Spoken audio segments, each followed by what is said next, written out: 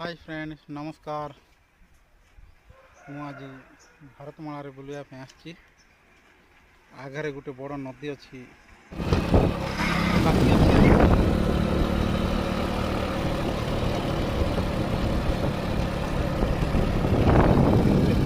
देखा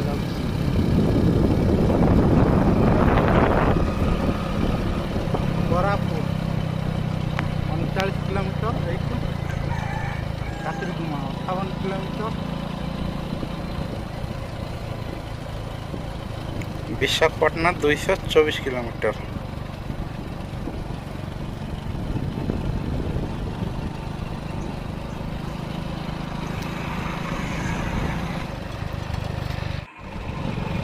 कोरापुट जावा आसवा करने बहुत सुविधा हम आमको नदी पलैला।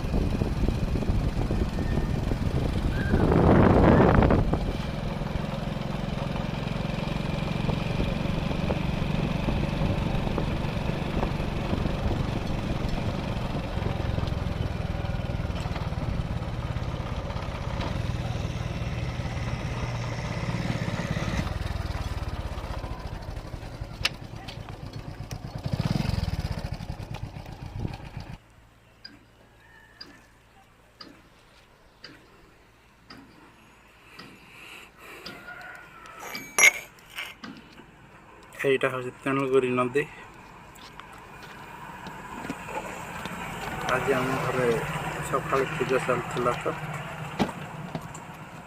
ସେଥିପାଇଁ ପୂଜା ଜିନିଷ କିଛି ନଦୀରେ ବସାଇବା ପାଇଁ ମୁଁ ଆଣିଛି।